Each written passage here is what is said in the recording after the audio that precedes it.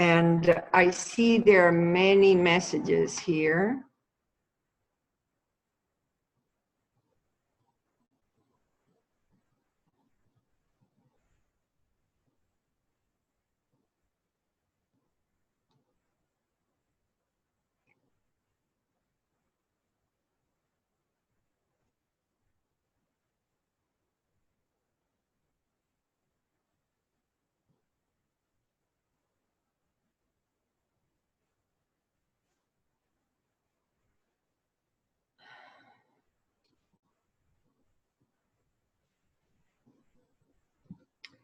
Okay. Now we're going to resume with slide 222.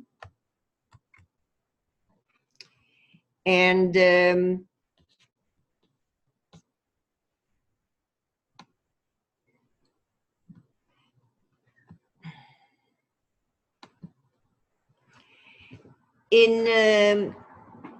there are different types of diets that have been suggested that as keys to health.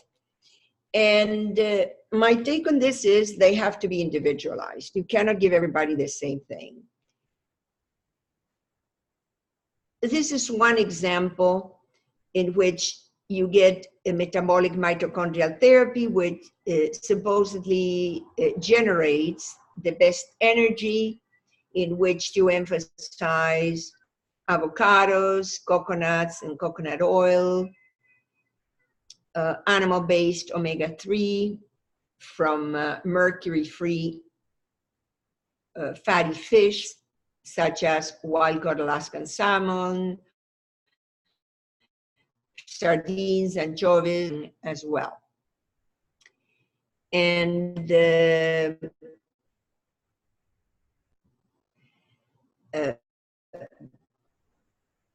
butter, requirements for butter. So unless you find that sort of butter, better stay away from it. Raw nuts, certain seeds, olives and olive oil,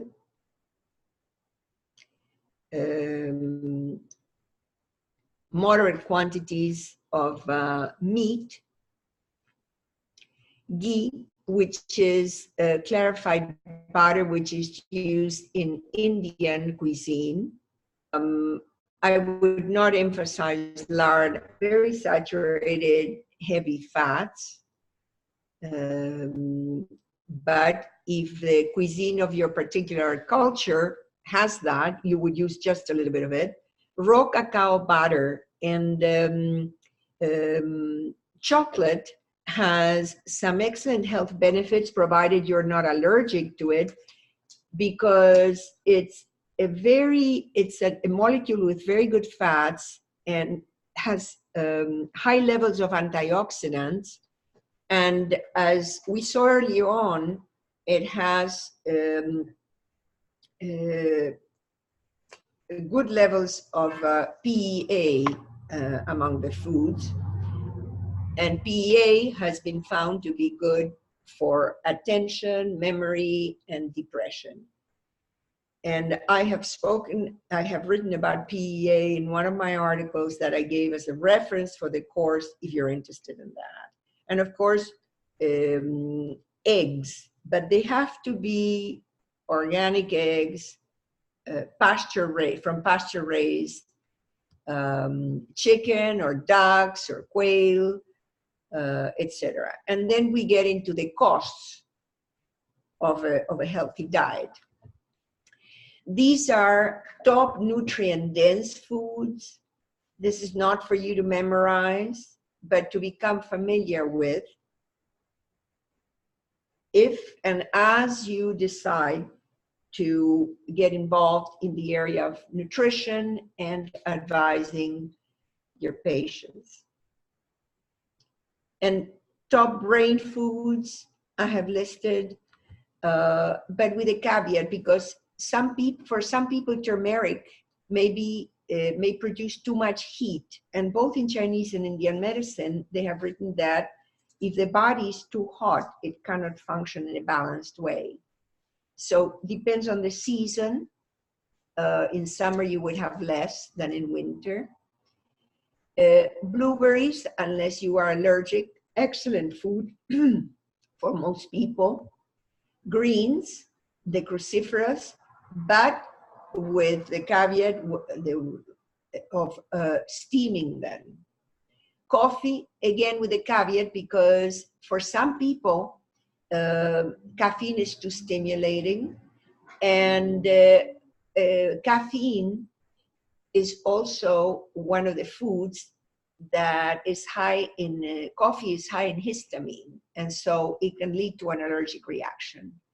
Then tea, there are different types of teas that are used in various cultures, like green tea and black tea, that have antioxidants. And then legumes, beans, and pulses, such as lentils. The thing with beans is that it depends on what your digestive competence is, and you need to soak them for 24 hours in good purified water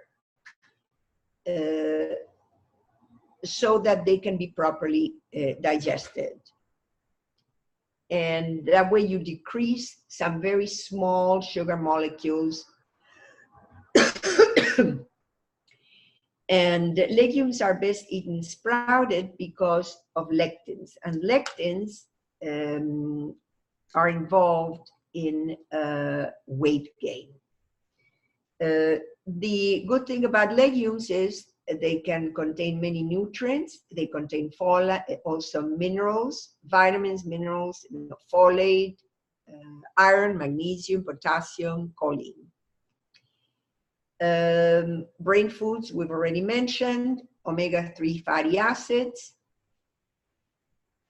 And the thing with the omega-3 from vegetable sources that come especially from flax seeds and chia seeds is you have to have good digestive competence, because they require a particular enzyme to convert from a precursor to omega-3. So if at all possible, if you can get a mercury-free supplement, or if you're lucky, you can get wild-caught fish with negligible levels of mercury, that is a good dietary source.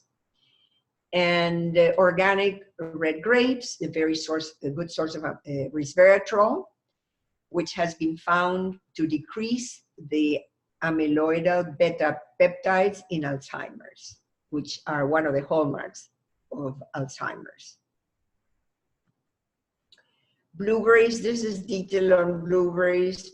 You don't need to remember, this is just data on blueberries that compellingly show that this is an excellent food. What you need to avoid, and you really need to remember this when you give your dietary guidelines to your patients, is for them to avoid trans fats, highly refined polyunsaturated vegetable oils such as sunflower, corn oil. And corn, by the way, especially because nowadays, unless it's organic, certified, and blessed, corn is very often genetically modified, both corn and soy. So you have to be very, very careful. The certified organic sources are not allowed to be GMO. But you have to avoid trans fats, highly refined polyunsaturated vegetable oils, too much protein, and too much saturated fat, like in lard and tallow, for example. Now, what about leaky gut? Those of you who work with children, and some of you mentioned that you do, that is technically called intestinal permeability. And I mentioned that briefly yesterday, which intestinal permeability has to do with some holes in the junctions of the lining of the gut, so that incompletely digested proteins and toxins leave the gut and enter the bloodstream, producing all kinds of autoimmune reactions. And major medications that are linked to leaky gut are antibiotics and NSAIDs, the anti-inflammatory class of drugs. And in intestinal permeability, there is a deficiency of vitamin C, B complex, and buffering minerals. The buffering minerals are the minerals that allow the system to become more alkaline. And as I mentioned to you, alkalinity is very important for cellular repair. And if somebody has been taking antibiotics, it's important for them to replenish with antibiotics very intensively, 1 to 3 months afterwards, depending on the dose, depending on the length that they took the antibiotic, etc. In terms of the nutrient depletions, because they not only kill the bad bacteria, but they also kill the good bacteria, the friendly bacteria. Those friendly bacteria also manufacture the B complex and minerals and so forth. And for that reason, it's very important that the bacteria be replenished. And because it doesn't just happen, probiotics. Why am I saying this? Because many of the good bacteria, good bacteria depend on being fed with the right foods, and the right foods are not enough. And when you add probiotics, you multiply the population that is making up all those micronutrients that restore the integrity of the gut. Now, to replenish and repair the lining of the gut, that is the mucosal surface of the gut, internally, where part of the absorption takes place, it's recommended that people take glutamine, but usually it has to be, as I mentioned to you yesterday, recyclable. It has to be combined with AKG or alpha-ketoglutarate and B6, the active form, P5P. And that allows the cells of the intestine to generate energy.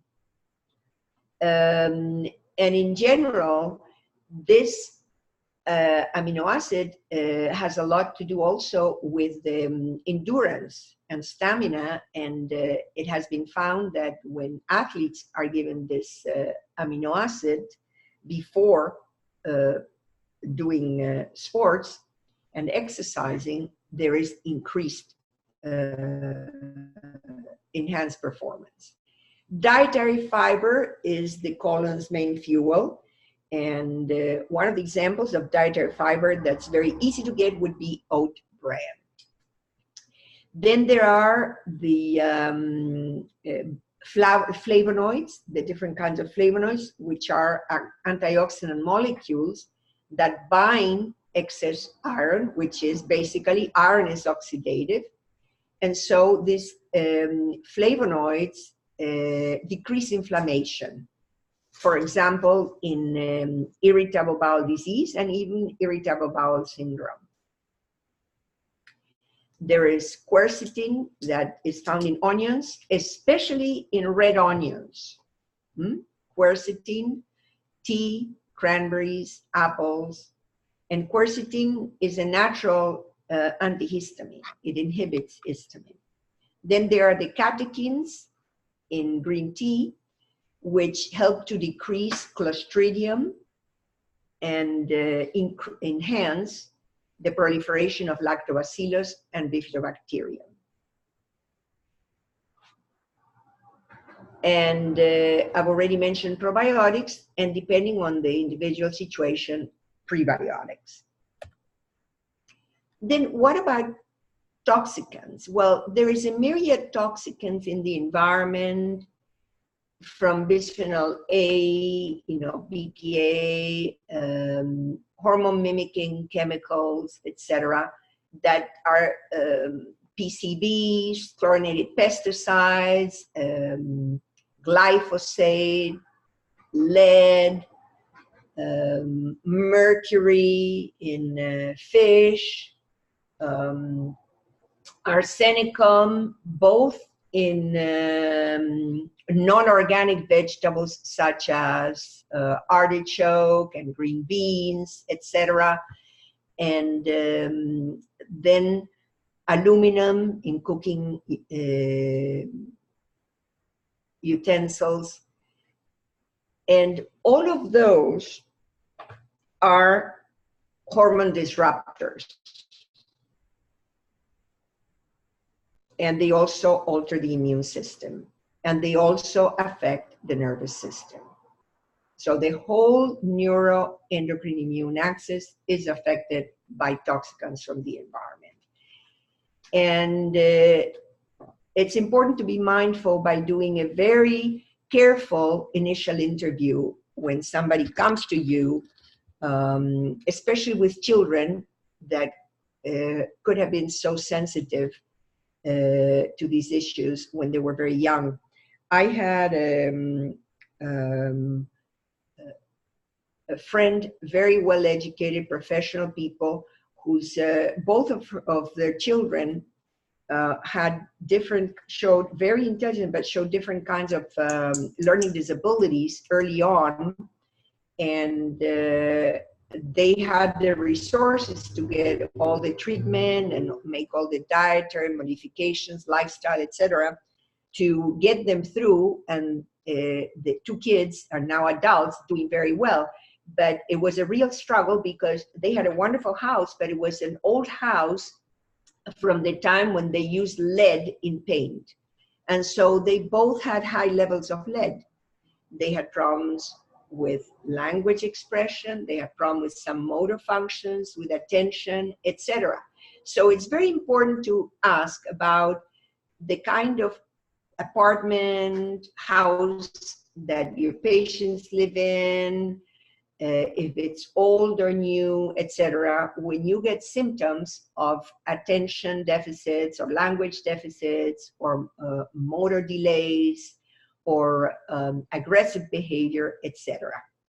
And ask also about diet and so forth. But exposures to the environment are very important as well. And then GI immune issues, such as celiac disease. It's very important for you to know that celiac disease is genetic in a very, very small percentage of people.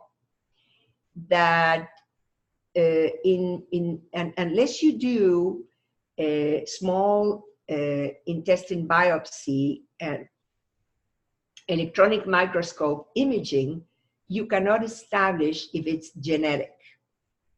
In many cases, there is an intolerance of grains. And if there is an intolerance of grains, then people can eat grasses instead of grains. For example, you eliminate all the gluten-containing grains. And we're going to get into that a little bit further. And that can improve mental and emotional function and cognitive function. Diet, the toxicants can be artificial sweeteners. The one such as aspartame, the ones containing aspartame are neurotoxic, and they have been linked to hyperactivity and degenerative diseases. Artificial sweeteners in general are correlated with a rise in obesity and diabetes.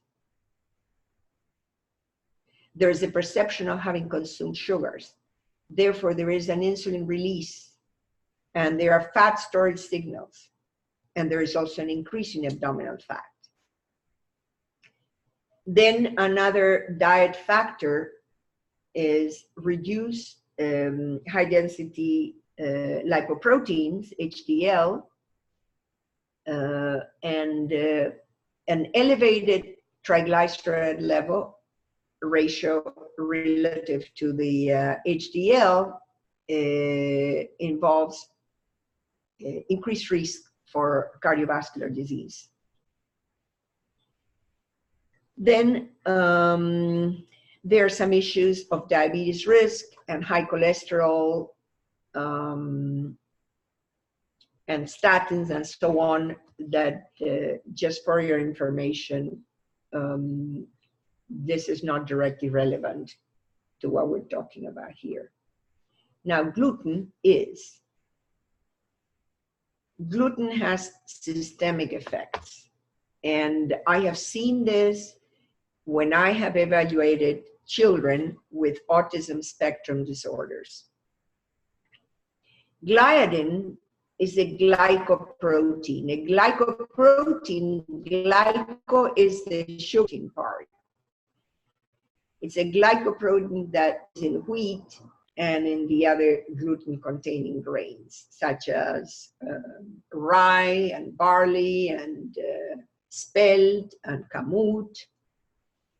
And what gliadin does, which is the protein in gluten, another protein called zonulin.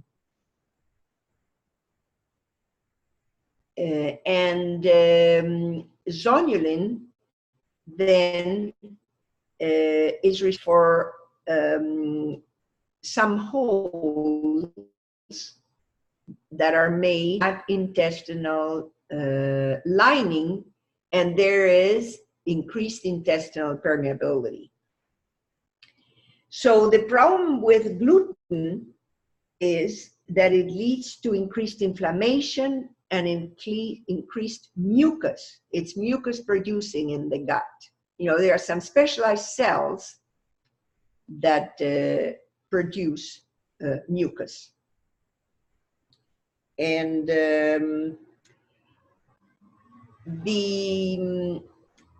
what you could get is somebody who has symptoms of attention deficit or is in the autistic spectrum disorder or behavior problems due to brain inflammation secondary to the consumption of gluten-rich foods without having any digestive symptoms, because the inflammation is localized in this particular case in the brain.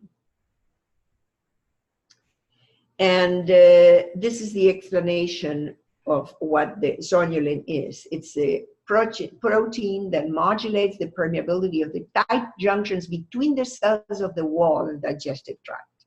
And this is something that was described by a physician at University of Maryland around the year 2000. And it's implicated in celiac disease and in diabetes type 1. So the elimination, a gluten-free diet, is very important for many of our type of patients. And it's not necessary for a patient to be to have celiac disease. It's because of the level of inflammation and mucus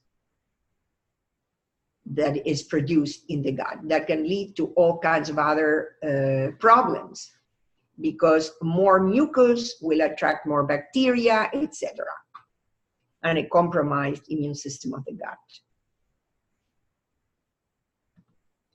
Now, sugar.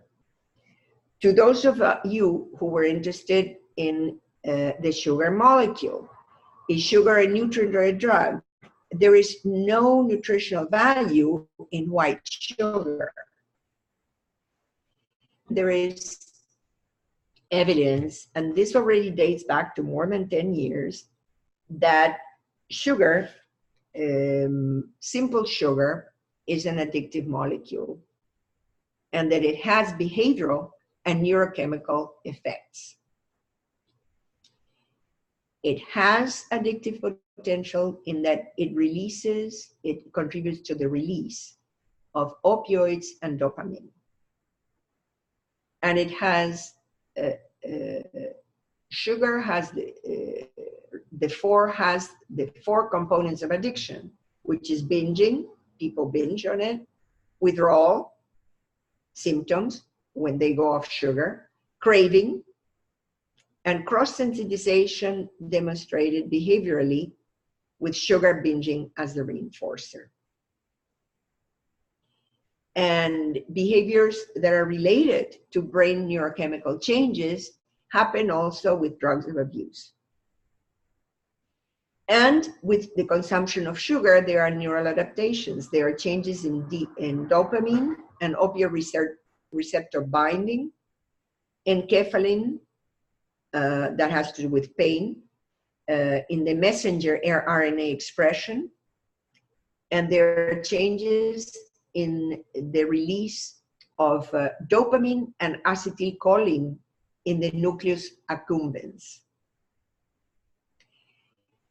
And I have seen repeatedly when I have asked people who come to see me for depression, anxiety, etc., to get off all of the refined sugars, the first week can be very hard, especially with children.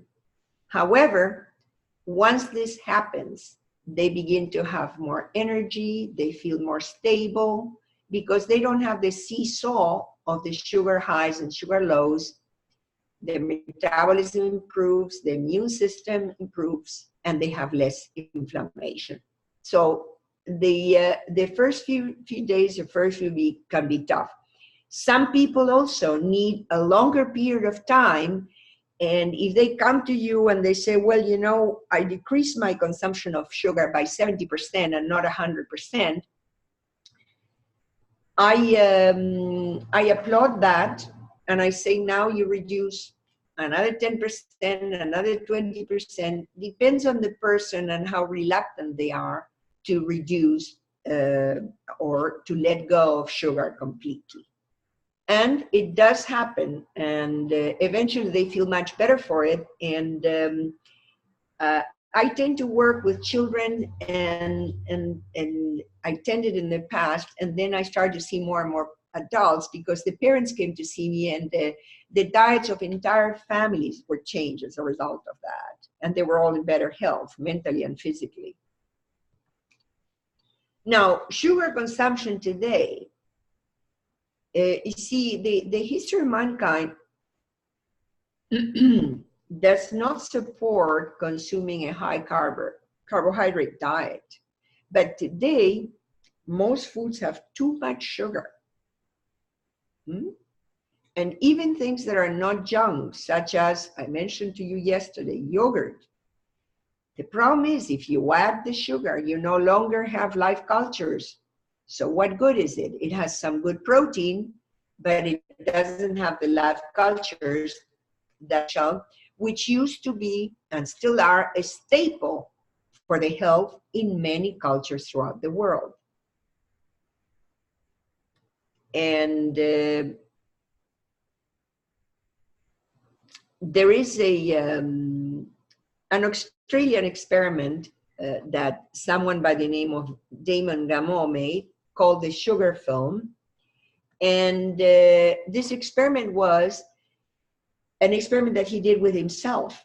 He was in good health, and he detailed what diet he had, and he measured his waist, his weight, and he did blood tests, and he was totally normal. And he went on a diet with 30 teaspoons of sugar per day. And this just by eating one small bowl of cereal, yogurt, and fruit juice.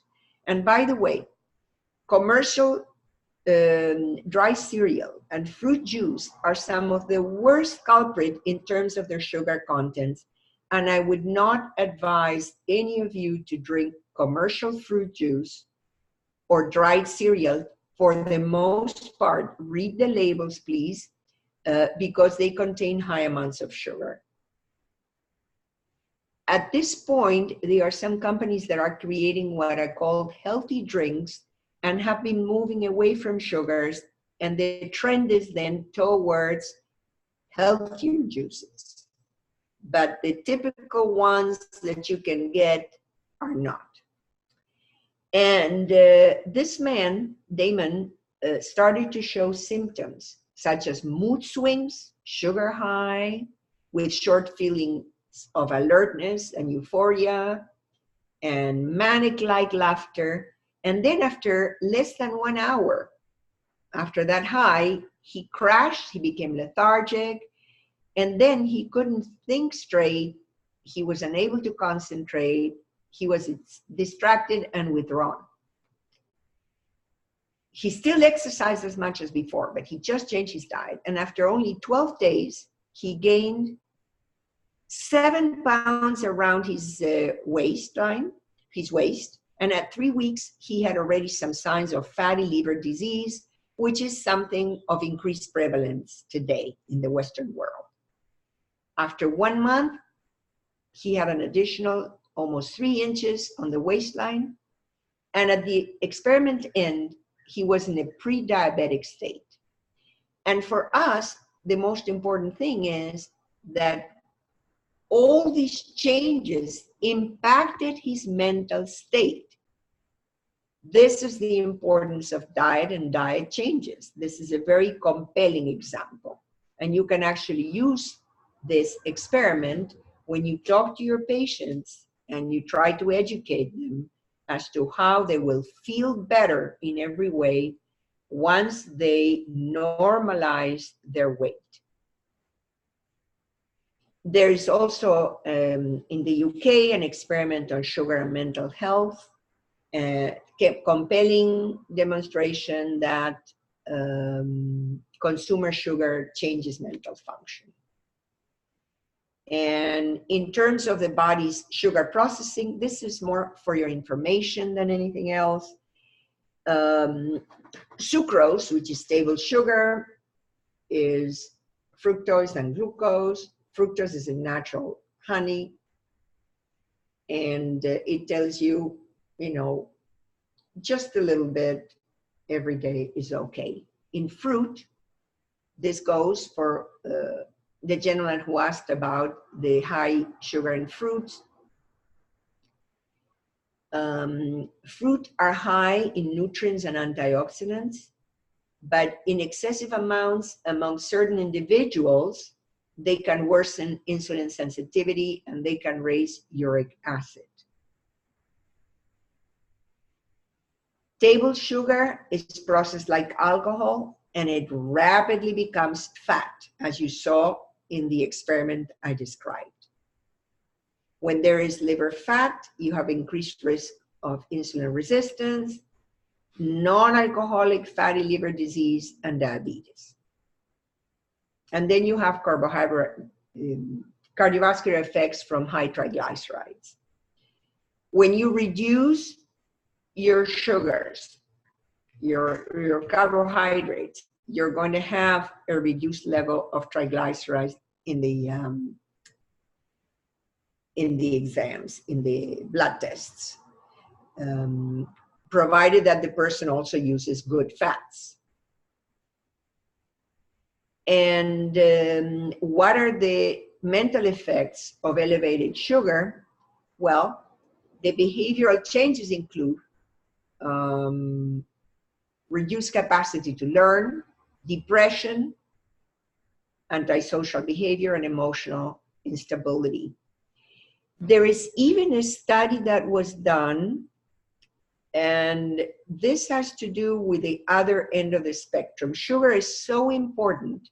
Both high blood sugar and low blood sugar are damaging. There is one study in which they found an increase in spousal arguments and spousal abuse connected with low blood sugar And I have referenced that study in my article on mitochondria, if you're interested. Then what about stevia and xylitol and Splenda? Stevia and xylitol, provided you're not allergic to them, are fine. Splenda is not. And one of my patients on testing for delayed allergies happened to be allergic to xylitol. So in his case, he has to eliminate it for 6 months and then start it gradually. But provided that you're not specifically allergic to stevia, stevia is a natural sweetener from a plant. It has no carbohydrates or calories. It just tastes sweet. And it comes from the Amazon. And it helps to stabilize blood sugar. So much so that a German pharmaceutical at one point was trying to create a medication based on the stevia plant. Xylitol is a sugar alcohol. And the reason that dentists recommend it prevents childhood caries, and sources of xylitol is naturally occurring in fruit and vegetables, such as berries, corn husk, oats, and mushrooms. And one good thing about xylitol is that it breaks up the biofilm. The biofilm has been implicated in cases in the autism spectrum disorder.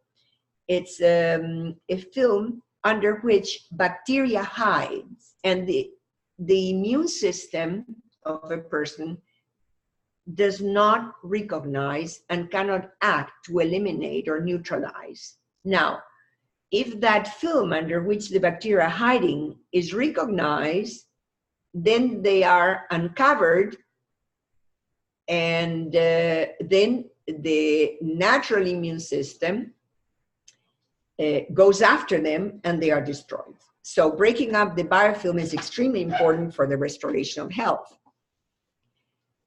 The caveat is that in some people, it produces gas, bloating, diarrhea, but it's less so than sorbitol, which is another sugar alcohol.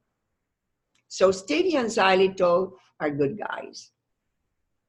Splenda is not. It's a designer molecule that starts with a sugar, but they add chlorine, they add phosphogene, which is a poisonous gas, and chlorine is a feature of pesticides like DDT, and they accumulate in body fat and tissue. And it has been associated with shrunken thymus, which affects your immune system, and enlarged liver and kidney, and atrophy of lymph follicles in the spleen, the thymus, with low growth rate and lower red blood cell count, aborted pregnancy, decreased fetal and placental weight, and diarrhea. So I would advise you against Splenda. And then these are different plant-based protein foods. And unless the person has a culture in which no animal protein is eaten, it's usually not necessary to embrace a vegetarian diet. However, some people may prefer this. And I have listed different plant-based protein foods that can be highly nutritious. And just remember a couple of them. I'm coming back to alkaline acid balance. And a balanced pH in the blood requires approximately a 7.36 alkalinity so that the body can work well. And be cautious with high levels of acidity, because one of the health effects is diabetes. So a healthy pH, a desired pH, is what you find in the urine. That's the best way to test your pH. First, urine pH between 6.5 and 7.5. And I would invite all of you to make the experiment, test your own urine for a few months and see how it changes and see how you've lived the day before each day when you look at the results.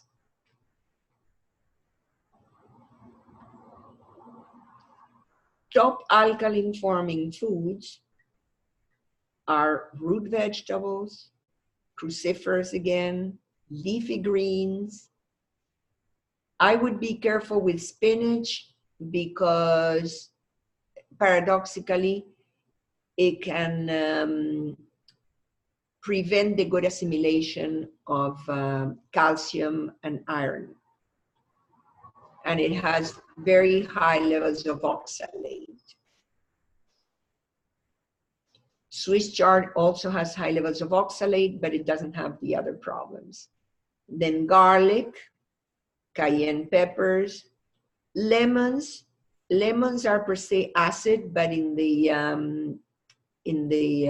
body are alkaline forming. The caveat is that for some people, because of one of the oils in limonene, some people are sensitive to lemon, not allergic, but intolerant of lemon. So in that case, I would suggest the use of lime in cooking and drinks instead of lemon. Another vegetable in the cruciferous family is arugula, which is highly nutritious.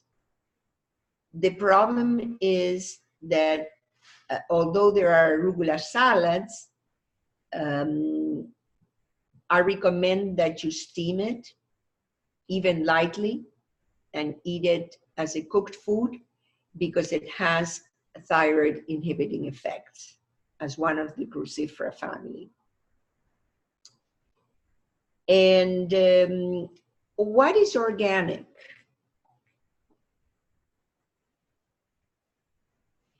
Well, organic refers to the growth and processing of the farming methods. They recycle resources and they promote biodiversity. Two major characteristics are that the crops do not contain synthetic, man-made pesticides, bioengineered genes, petroleum-based or sewage-based or sewage sludge-based fertilizers. So in the crops, those are the characteristics. In terms of the livestock, the animals have access to the outdoors. They're not in cage, and they cannot be given antibiotic or growth hormones. If they say 100% organic,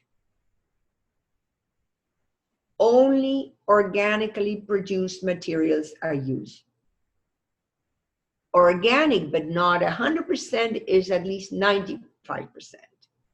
And made with organic ingredients can contain a percentage, contains 70 to 90%, 5% organic, but it contains partly non-organic. Organic also may not be irrigated. They cannot contain preservatives or flavor enhancing chemicals or traces of heavy metals or other contaminants in excess of the tolerant threshold set by the FDA. And the pesticide residue level is not more than 5% of the maximum pesticide tolerance set by the EPA.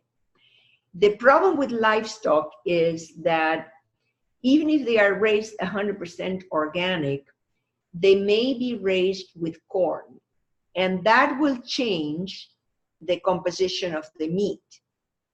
If they are not entirely grass-fed, and this applies to majority even of the organic meat, they will have less omega-3 and more omega-6, which means they have more inflammatory, more pro-inflammatory potential.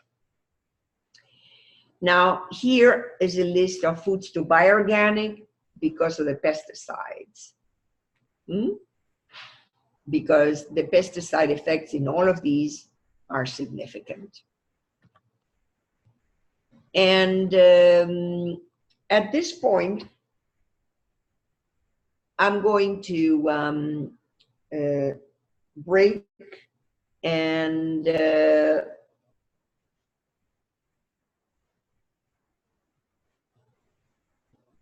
we're going to, let's see, it's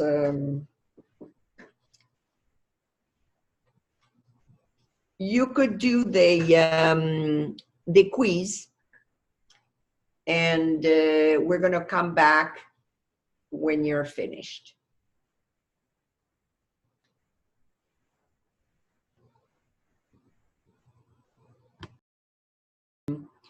Has everybody had a chance to complete the quiz?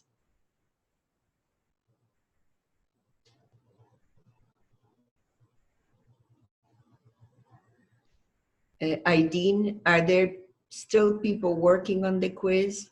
Well, Doctor, seems like some people had, as I mentioned, some people had difficulty with seeing the pop-up, the pose on their screen.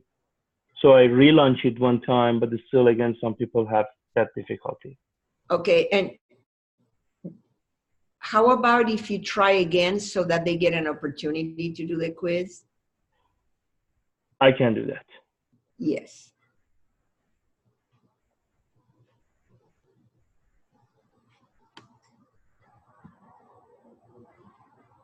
And for those who completed the quiz, you can take a little break now to stretch, you know, to do whatever you need to do, and then we'll have a few more minutes for people to complete the quiz.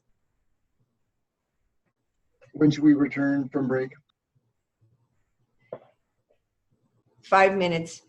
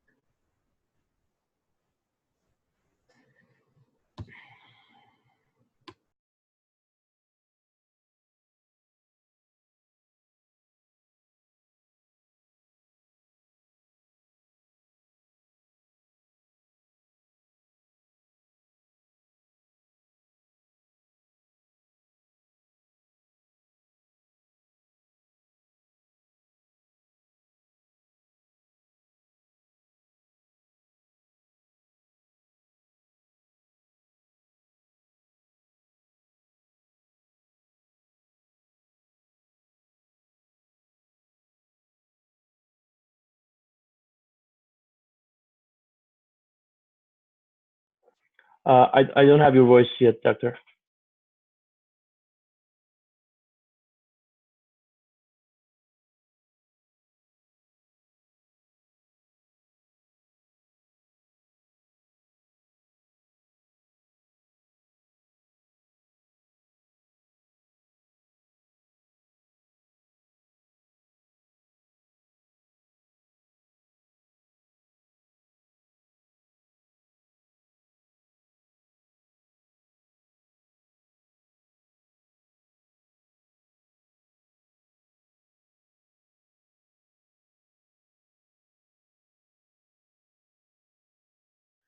Doctor, you're muted yet.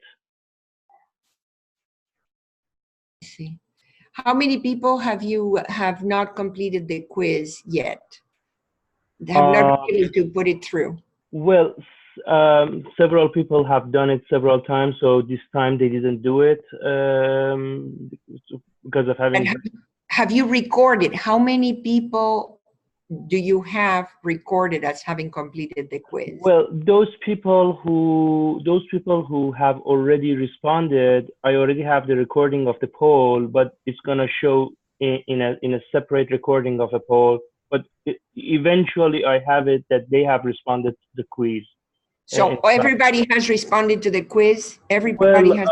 It's still at least 2 people I know that still, even for the 3rd time, they had difficulty with the pop-up. Okay, those 2 people, please identify yourselves. I have another suggestion because I'm not grading these quizzes.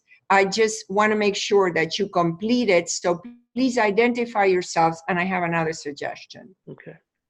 One of them is Maribel, and one of them is Kiara. Okay, Maribel and Kiara, how about if I go over the quiz before giving the correct response, I go over the quiz and you tell me, do you both, yeah, you both have microphone because I've heard you both yesterday. Please respond to each of the questions, each of you. Just tell me your response orally, and please, I didn't record it. That way we will have recorded responses and they get credit for the quiz. Okay, Maribel don't have microphone today. She can respond on a chat if it's possible. That's fine, that's perfect, yes. Okay, Janelle also seems to have this the same issue. Okay, then Janelle too. Okay, then Kiara, Janelle, and Maribel, please just respond to the first question about methylation. If you all want to do it on the chat because you don't want to be heard, that's fine with me too. And after I have the 3 responses, I'll tell the correct answer.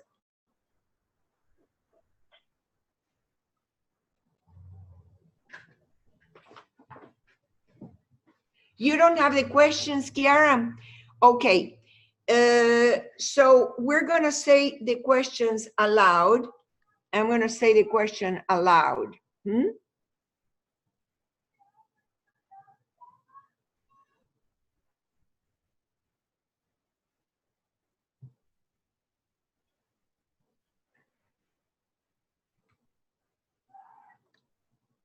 Okay, does everybody have access to the questions? Okay, Amber doesn't have access to the questions. Okay, who are the people who have not completed the quiz? There was Maribel, Kiara, and Janelle.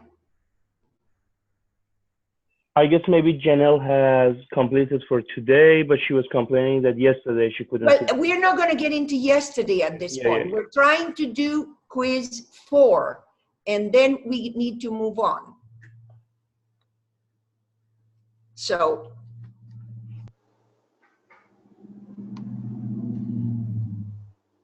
I need your answers before, yes.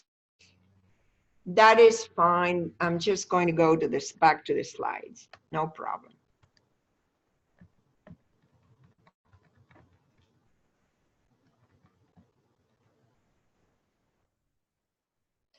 Okay.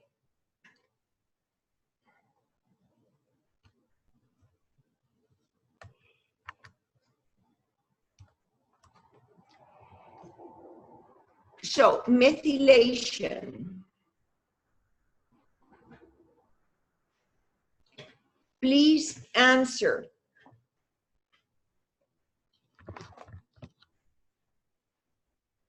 I have Tiara's answer, Maribel's answer, Janelle.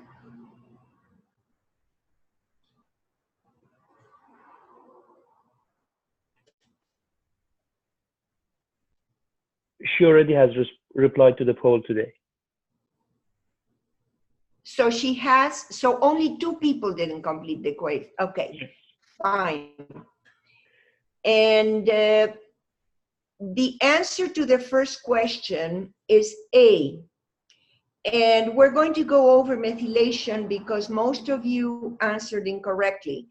Because methylation has to do with the expression of genes. Methylation takes place through a methyl donor. That is something that you studied in biochemistry. A methyl donor is carbon and 3 hydrogens that gets donated. B12, folic acid, are methyl donors that are utilized in the process of modulating DNA expression and helping to silence the expression of deleterious genes. This is why methylation is so important. Then, question 2. And this is something where you all did very well. Magnesium. Very, very good. Now, somebody said lithium, which was very interesting because if the person not only expresses ADHD, but has also elements of hyperactivity that resemble a mood disorder, then we could consider the use, for example, of lithium orotate. But the correct answer here is B, magnesium. 3, that was overweight. That's very good. C is the correct answer. Now, the other one in which some of you did well, did correctly, and some were incorrectly, is CoQ10 is so important for brain and heart health because the brain and the heart are the 2 most important energy generators in the body. The heart followed by the brain are the 2 organs that take up the most energy in order to function. And CoQ10 is the one vitamin that has to do with energy generation. The correct answer is energy generation. And this is something you need to remember because the mitochondrial health, which depends to a large extent on CoQ, but not just CoQ, has a lot to do with psychiatric disorders like major depressive disorder, autism spectrum,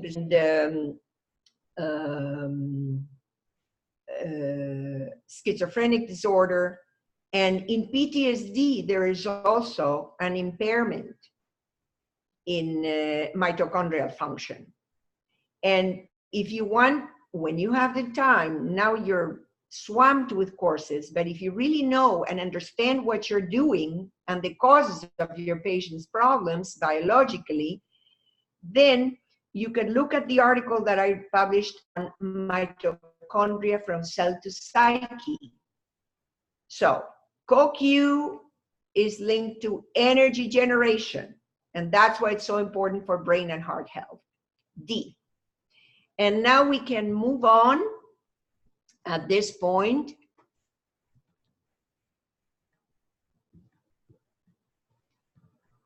And all I had a that quick I'm question. presenting. I had a quick question. Yes. Can you identify, excuse me, can you identify yourself when you pose a question, please? Sure, absolutely. This is Geraldine Datz. On the last question, question 4, can Yes. you direct me to the slides that discuss that? I had some challenges locating where that was. So what part of the discussion was that, so I can review it? Please hold that for when we go over the slides on CoQ10 that have to do with energy generation. I don't know by memory the slide number, but we will go over that because that's very important. And I'm not going to ask you any details. This is going to be a very elementary and common sense exam. You know, it's not going to load you with questions. And I'm giving you this reference and I'm asking you to pay attention to what will be useful if you're interested in having an understanding of the causes of your patient's problems. They are biopsychosocial causes. And nutrition deals with the biological aspects and the interaction with psychosocial, but it deals with the molecular processes and metabolic processes that are going on. And this is for your own knowledge, not for the exam. I wasn't really asking for the exam. I just didn't know where the content was covered. No, and I didn't mean to individualize that for you, and I will definitely go over that. But this is for everybody because there are a lot of concerns about the load that you're under. Okay. Alkaline acid balance. Doctor, would you hold please? your questions? Please hold your questions. Is this Aideen or people? Yes, it's me, doctor. Would you please, with the Alt tab, switch to remove this? Yeah, I'm trying, but it's not working. I have never in 10 years had the technical problems of this time. I mean, the other system worked far better. You know, remember that the first few years I was teaching on the San Diego campus, and we had 9 different campuses with TV sets, and I was seeing everybody. Then we started with online, and it worked very well. And this is the first year that we're using this system, which is challenging. Let's see. We have gone through arugula, and I'm trying with F5 and with Alt Tab, but it's, oh, now it disappeared. Great. Okay. And I'm giving you just examples of good foods, the definition. Oh, it's popped up again, and I just don't know why. I don't know.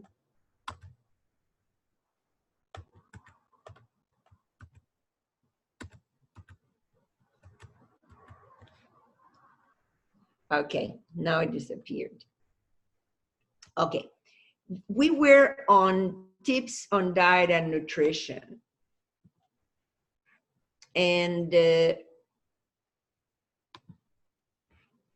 when you're going to use supplements, it's better to use capsules rather than tablets. But there are some tablets that are good too. Liquid is questionable because if it has to do with the omega-3, you have a higher risk of oxidation.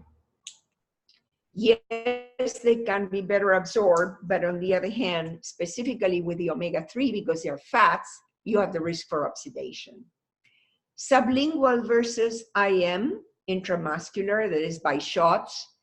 A number of patients in my practice over the years have been given B12 shots by their physician, and they have comparable absorption, and sublingual obviously is far more accessible. You know, you put them under the tongue, you don't have to go to the doctor, you don't have to pay for that, just for the supplement.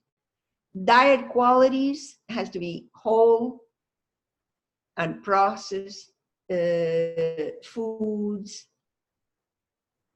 preferably organic, alkalinizing, anti-inflammatory, nutrient dense, with high quality protein, rich in complex carbs and different kinds of fiber, balanced with fats, fish, nuts, seeds, oils.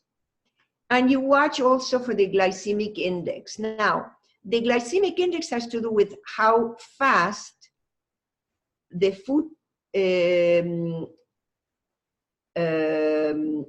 reaches the blood as sugar.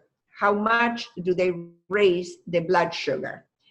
And you could have a high glycemic food, but if it also has high fiber, that offsets the effects of the high glycemic index. So you have to be careful of that too. Many processed foods, sodas, and trans fat, which means flour and whole unprocessed foods. And as far as the environment, reduce the toxic burden as much as you can. It's impossible to eliminate, but reduce that much as you can. And with the supplement qualities, you have to use customized micronutrients with good bioavailability. Bioavailable means that you're getting what you're paying for. And as I mentioned yesterday, one of the problems with CBD oil is that more than 70% on the market is not bioavailable or has very low bioavailability, which is bad news. So you have to select some very good sources. And natural supplements from food sources are better than synthetic ones. And certain nutrients are best taken together. For example, vitamin C enhances the absorption of iron. And this is good if you have somebody who needs to enhance their iron. But antioxidants such as vitamin E should not be mixed with iron. Of course, yeah, in a multivitamin, unless you're dealing with a woman of childbearing age, multivitamins usually do not contain iron, and some of them don't contain copper either. Children dosing, how do you dose that? Well, depending on the weight, the real tiny ones take 1/4 or less of the adult dose, then mid-childhood, half the dose. When getting to age 10 to 12, you get 3/4, and after puberty, when they have reached their total growth and weight, you use the adult doses.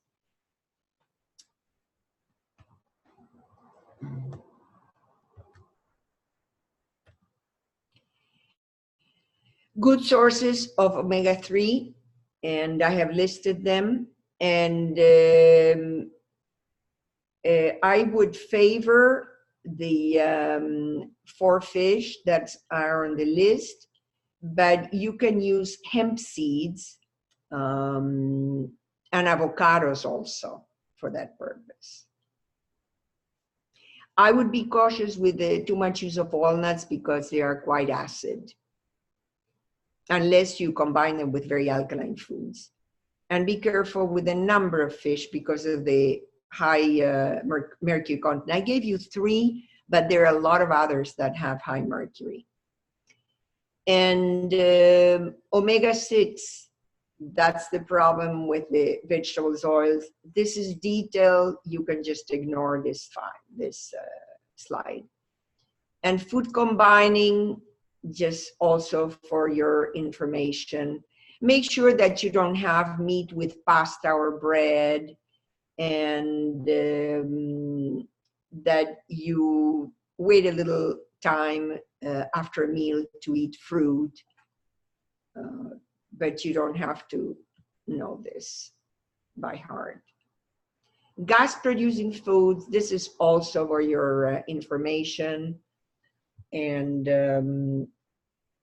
this is why, for example, in the FODMAP diet that probably some of your patients are on, they eliminate these gas-producing foods. Now, some people may have a lot of gas, either because they are having an allergic reaction or because they have some noxious intestinal bacteria, or a combination. These are guidelines for nutritional supplementation, but again, individualized. This is not a Bible. and supplements for good brain functioning and suggested dosing. This again is the general guideline.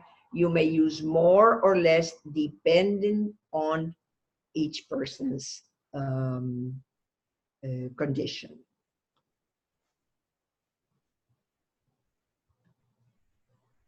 Micronutrients for brain energy, several of the ones that we have talked about, and I would really include all the B vitamins. B vitamins are extremely important. You don't have to remember the slide either.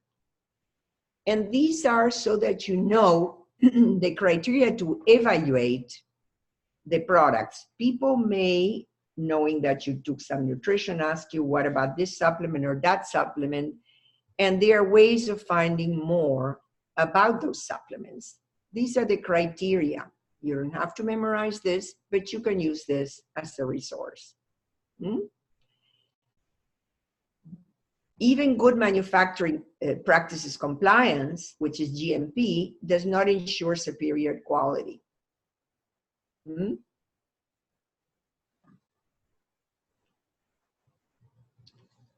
Must and may give an ample room for interpretation.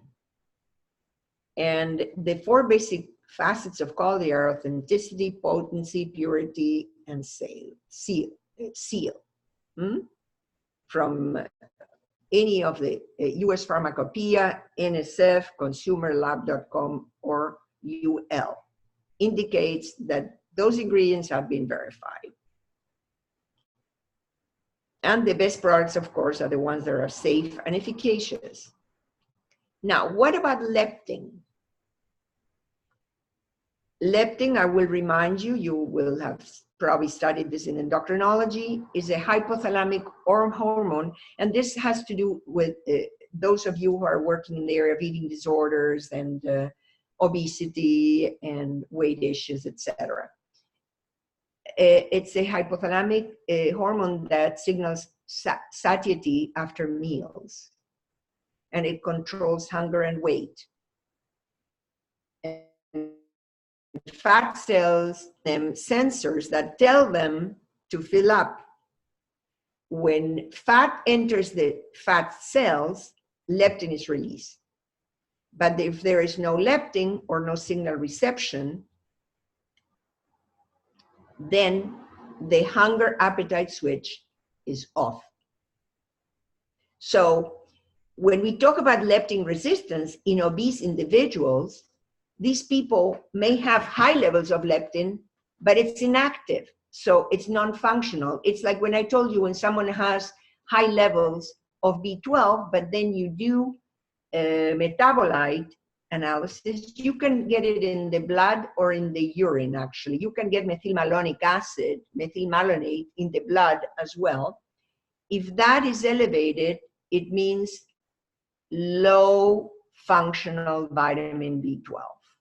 And that is important for methylation and for a number of reactions that are important for neurotransmitter formation and mental health. Now, when the leptin is dysfunctional, you have a cascade reaction where other fullness hormones are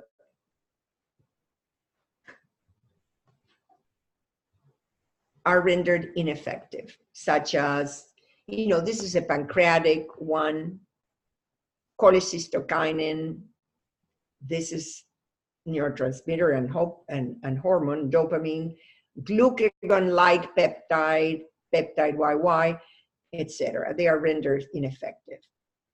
So the effects when these hormones are not working well is that it takes a higher level of hormones to feel full,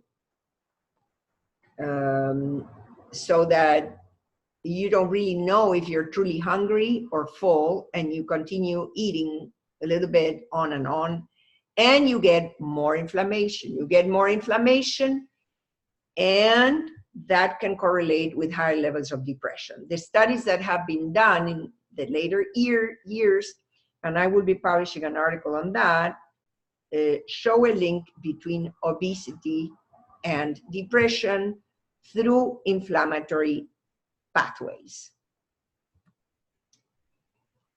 Diet and weight regulation. These are some guidelines. And this is a detail compressing everything that I have said before. And this is something that it would be very useful, you know, and I'd like you take a closer look at this.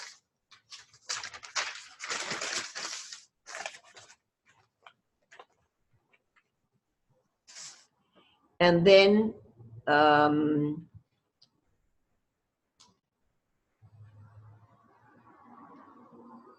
foods to be more productive and 5 foods to avoid. I have been emphasizing sugary drinks, pretzels, store-bought cookies and cakes, frozen dinners that are processed, chips and French fries, which have a lot of trans fat. And then dietary factors in depression risk. This is an interesting meta-analysis because they looked at diets that have high intakes of fruit, vegetable, whole grain, fish, olive oil, low-fat dairy and antioxidants, and low intakes of animal foods had a decreased risk of depression.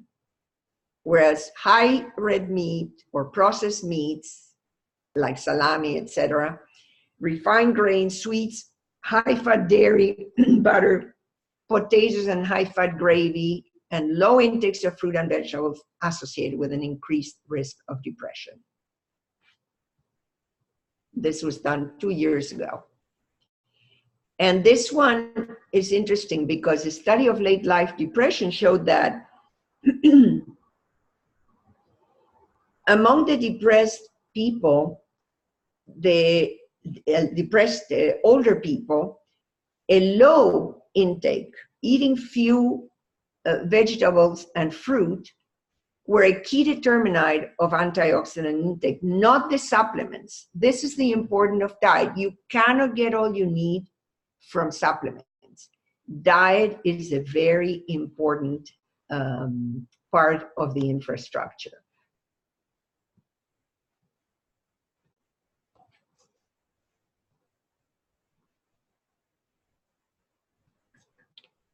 Okay.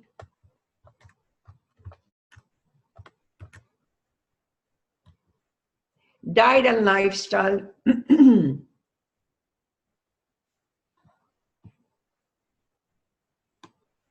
Guidelines: no fruit juices and sweetened beverages, no starchy veggies, processed grains, vegetable spreads, or fried foods. Some starchy vegetables, such as sweet potatoes, are very acceptable.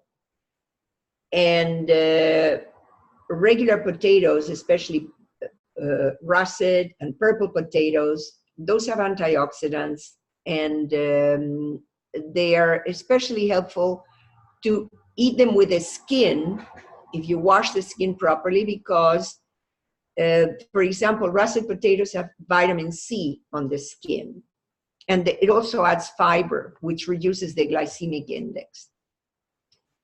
Sleep, activity, meditation, etc. The positive effects of such a lifestyle and diet are better insulin regulation, less carbohydrate craving, boosts serotonin, it lowers cortisol, and it lowers peptide YY involved in the hunger satiety response.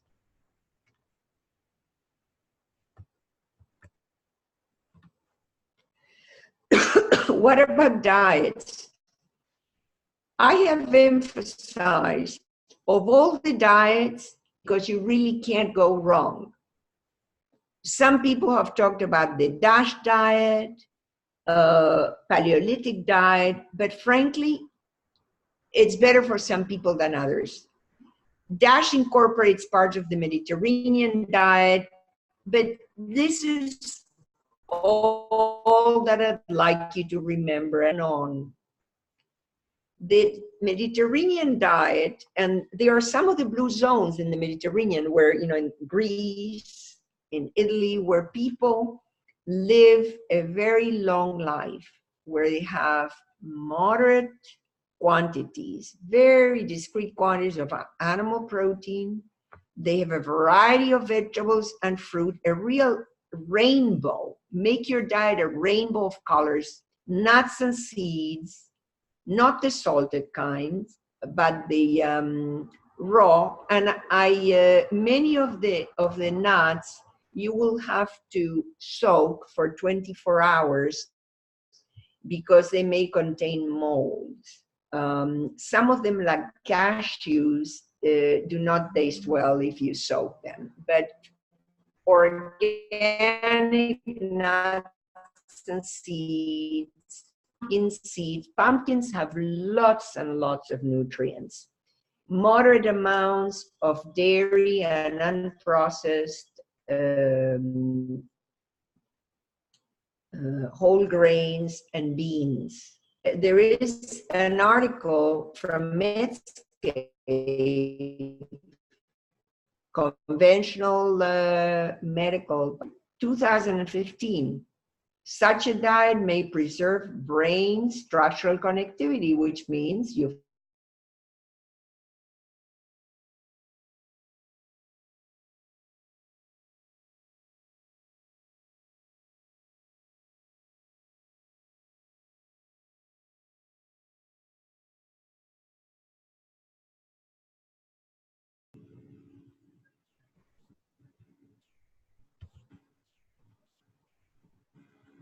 yeah. And the FODMAP diet, this is for your information.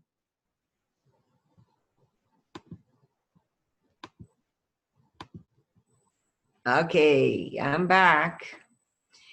And so just remember, this is, you can't go wrong with this diet.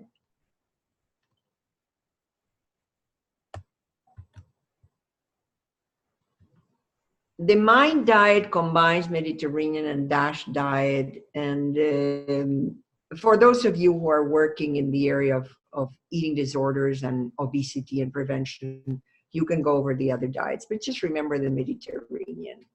Ketogenic diet is something else. You know, it's suitable for most people, but my caveat is not long-term, and it's used in seizure disorders with good results. It has been used for a long time, but it's in vogue for people who want to lose weight because they lose the weight fast.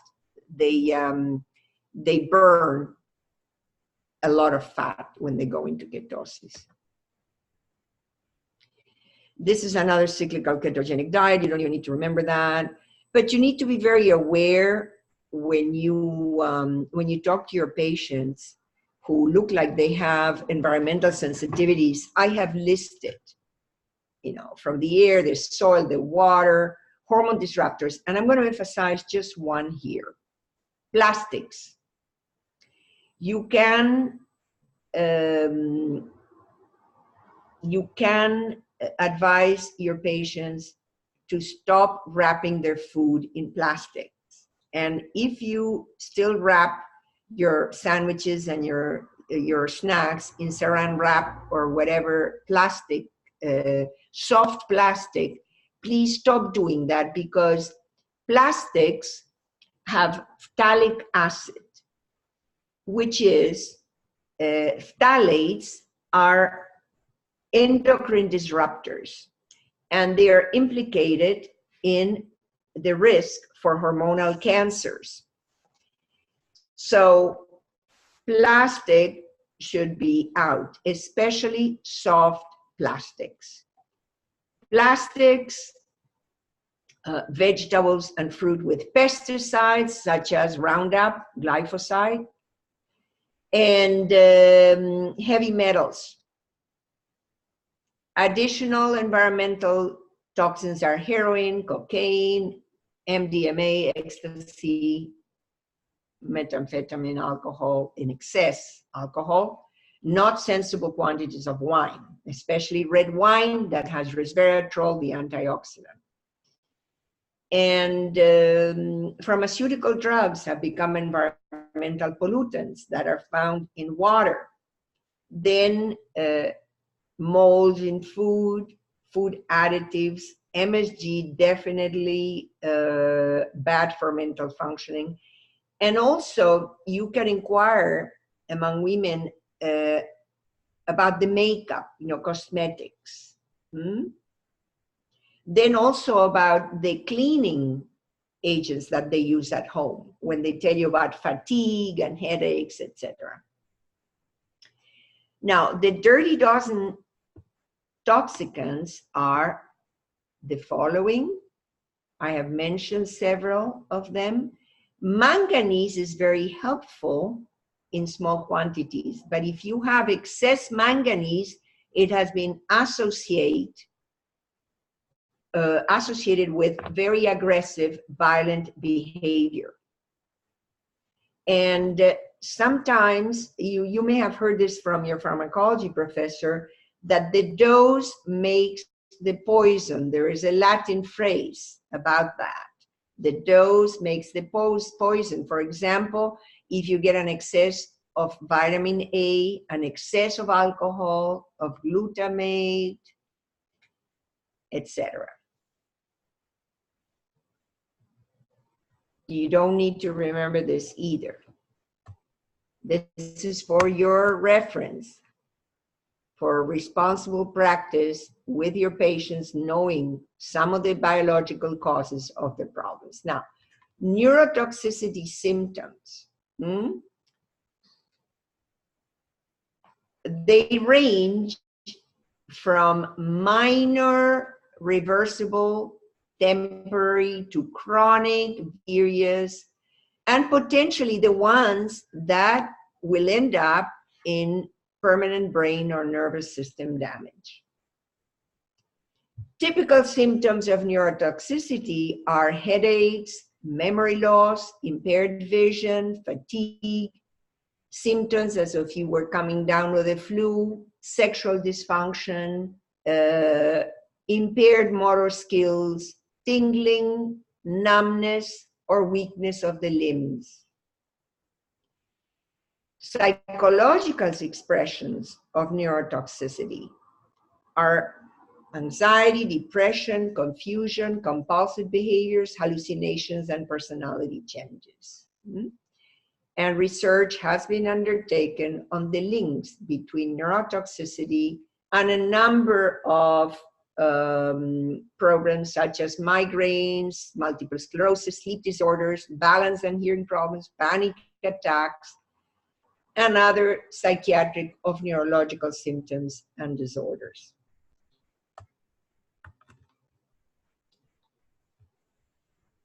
There are neuroprotective nutrients. Some of them are your adaptogens, some of them are your supplements. An agricultural toxin is glyphosate. All you need to know, Roundup is glyphosate. There's environmental exposure in your microwaves and in your phones, etc. And that's associated with an increase in brain tumors. And again, optimize your level of magnesium. That is the take-home message. Optimize magnesium. And, I'm giving you here a guideline for doing holistic work as medical psychologists, as future prescribing psychologists. Take a good history, do the necessary labs, and use medications very judiciously if you need to. And as much as possible, work with lifestyle.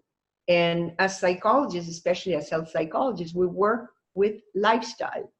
Then there is a whole menu of psychological methods and psychotherapies to help people to change self-regulation and perception, patterns of thinking, feeling and doing and relating to other people.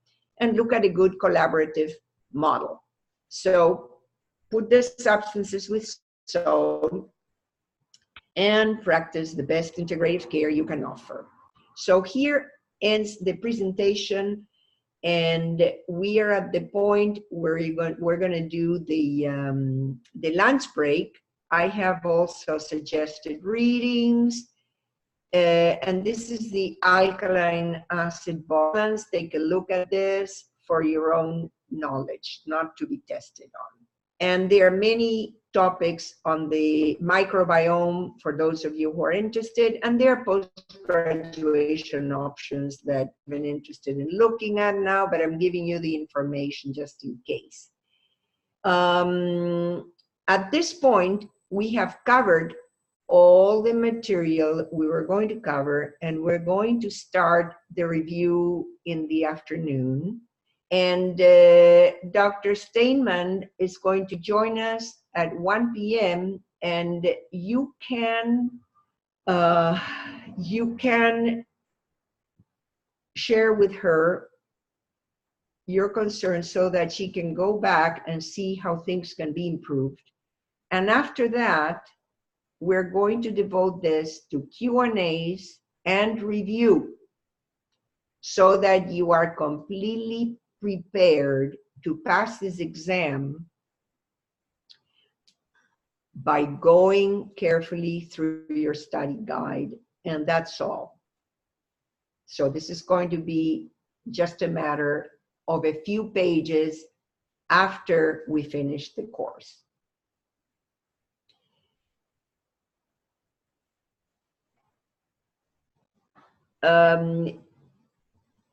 The problem, Tiara, is that if Judy starts speaking about what her thoughts and the administration thoughts are, we're going to take away a lot of time from this course, and it will prepare you less for the exam. And I would like everybody to do well on the exam. Any other comments or questions before we take the lunch break?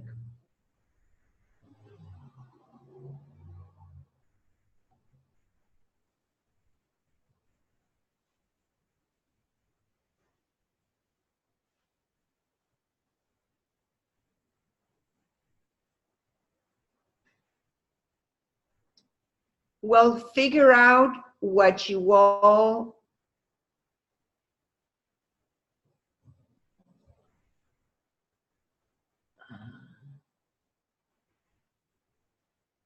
you know, Brady, the problem is that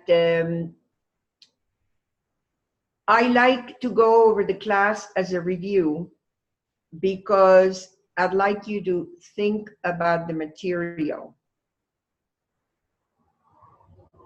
And the purpose of the class is to think about nutrition and have some basic concepts about nutrition that you can then apply. This is Brady. I think it's easier that we just talk and not type. I appreciate that, but we have moved through all of this so fast, I don't even have thoughts about what to ask or how to begin to study. I need some kind of organizational structure before I can even begin to wrap my mind around this. You're going to get this in the afternoon. You're going to get this in the afternoon. That's the idea. And much of what you've learned here, you have learned also in other courses. So let's see how we can balance things this afternoon, and let's see if we can go over the most important parts of the course so that this is useful to you. Okay, fine. If you're not going to let Judy talk at 1, what's the point in her joining us at 1? She's not letting Judy talk at 1. Who said that I'm not going to let Judy talk at 1? I said Judy will come at once. I think you have misunderstood me. Did anybody hear me say that I wasn't going to let Judy talk? I said the opposite. No, I announced. I wrote that I would like Judy to talk. I can't hear you. I can't hear you.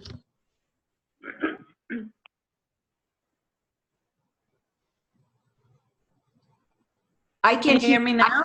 Yes, I can. Yes, go ahead. What's your name? Might be a misunderstanding because I wrote that I would very much prefer if Judy spoke about what their thoughts were with all of the changes before we start talking about everything. Okay, we'll do whatever you all decide to do. Whatever everybody decides to do will be done.